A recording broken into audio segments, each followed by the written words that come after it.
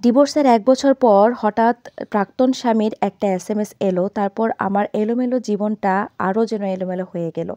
গতকালকে রাতে একটা এসএমএস পেয়েছি আমার প্রাক্তন স্বামীর নাম্বার থেকে। তো নাম্বারটা চিনতে আমার ভুল হলো না, যেহেতু উনার সাথে আমি সংসার করেছি প্রায় ৯ মাসের মতো। তো এই ৯ মাসের সংসার জীবনে আমার কিন্তু একটা সন্তানও পেটে এসেছিল, কিন্তু আমি দুর্ভাগ্যবশত সেই সন্তানটাকে ধরে রাখতে পারিনি। আর এসএমএসটা যখন আমি পড়ছিলাম তখন আমি মানে আমার মাথাটাই পুরা ঘুরে গিয়েছে। তার কারণ হচ্ছে, সে যখন আমাকে এসএমএসটা করে তখন বাজে রাত ২টা। রাত ২টার সময় সে এসএমএস দিয়েছে, আমাকে লিখেছে যে, "তোমাকে ডিভোর্স দিয়ে আমার জীবনের সবচেয়ে বড় ভুলটা আমি করেছি। তোমার সাথে যোগাযোগ না করে পরবর্তীতে আমি আরও বড় ভুল করেছি। তুমি আমাকে ক্ষমা করে দিও।" এই এসএমএসটা পাওয়ার পর না আমার বুকের ভিতর কেমন জানি তোলপাড় করে উঠল, যে এই ১ বছরের মধ্যে সে আমার কোনো খোঁজখবর নিল না। অথচ হঠাৎ করে কেন সে এই মাঝরাতের বেলা আমাকে এসএমএসটা দিল? তখন আমি আসলেই একটু ভয় পেয়ে গিয়েছিলাম এবং আমার ভিতরে খুব কষ্ট লাগা কাজ করছিল। তার জন্য আমার একটা ফিলিংস কাজ করছিল।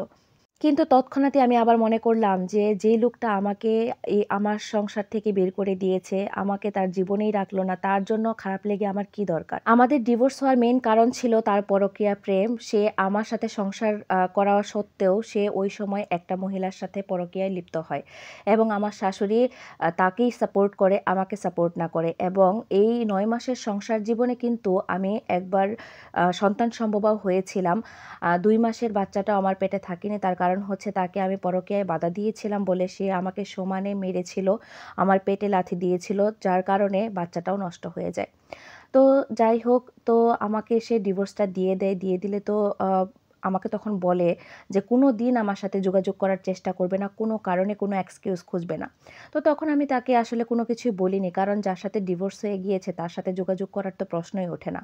কিন্তু আজকের এই এসএমএসটা পাওয়ার পর আমার কাছে খুবই খারাপ লাগছিল। আমার কাছে মনে হচ্ছিল যে তাকে আমার ফোন দেওয়া দরকার। নিশ্চয়ই কোনো কিছু হয়েছে। তা না হলে গত ১ বছরের মধ্যে তো সে আমার সাথে কোনো যোগাযোগ করেনি বা কোনো এসএমএস দেয়নি, কোনো কিচ্ছু করেনি। তাহলে হঠাৎ করে আজকে এই মাঝরাতের বেলা কেন এই কাজ? তো হঠাৎ করে আমি ভাবলাম কি যে আসলে একটা ফোন দেই। আমি তখনই তাকে ফোন দিলাম। যখন আমি ফোন দেই তখন বাজে রাত ২:৩০। তো ফোন দেওয়ার পর সে দেখছি ফোনটা পিক করছে না। আমার কাছে একটু টেনশন লাগছিল যে আমার এই এলোমেলো জীবনে কেন আবার সে ঝড় তুলতে এলো? বুঝতে পারছি না। তো তার মায়ের নাম্বারটাও আমার কাছে ছিল। আর তার মাও চাচ্ছিল না যে আমি সংসার করি। তার মাও আমার সংসার ভাঙার জন্য কিন্তু অন্যতম একজন মানে বড় ভূমিকা পালন করেছে।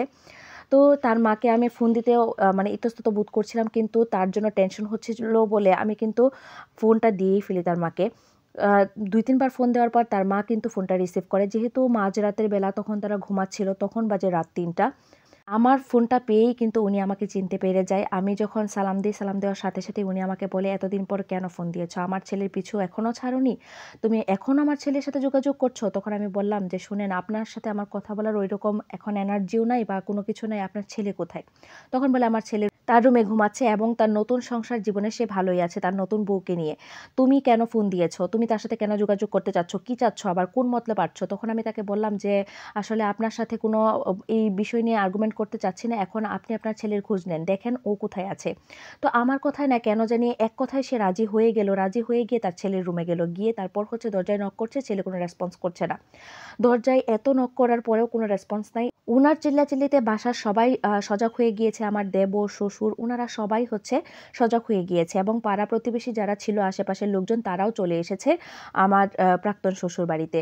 তো তারা এসে দরজা ভাঙছে। দরজা ভাঙার শব্দটাও আমি শুনতে পাচ্ছি ফোনের অপর পাশ থেকে। দরজা ভাঙার পর তারা রুমের ভিতর ঢোকার পর আমার শাশুড়ি যখন একটা চিল্লানি দিল, তখন আমি বুঝতে পারলাম যে সে আর এই দুনিয়াতে নেই।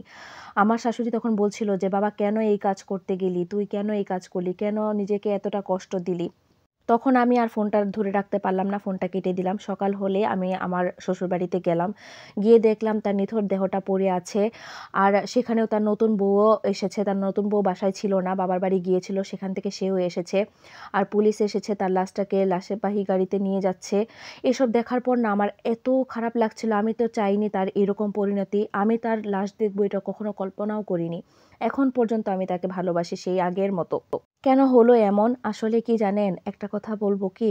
যে কখনো কারো খারাপ করতে নেই। আপনি যখন একটা সম্পর্কে থাকবেন তখন না সেই সম্পর্কটাকে রেসপেক্ট করা উচিত। ২ জন দুজনের মধ্যে অনেক বেশি আন্ডারস্ট্যান্ডিং থাকা উচিত। একজন আরেকজনকে বোঝা উচিত। দেখেন একটা সম্পর্কে থাকার পরে যখন আরেকটা সম্পর্কে যাবেন, সেই সম্পর্কে যাওয়ার পর একটা মানুষও কিন্তু ভালো থাকবে না। যে ৩ টা মানুষের জীবন একসাথে কানেক্টেড হয়ে যায় তখন কিন্তু সেই ৩ টা মানুষই অসুখী থাকে।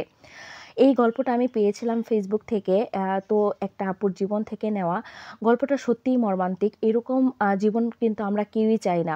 আসলে পরকীয়া সবসময় কিন্তু খারাপ। পরকীয়া কখনোই ভালো না। সবসময় সংসারে অশান্তির সৃষ্টি করে, সংসার ভাঙে, মানুষের জীবন নষ্ট করে।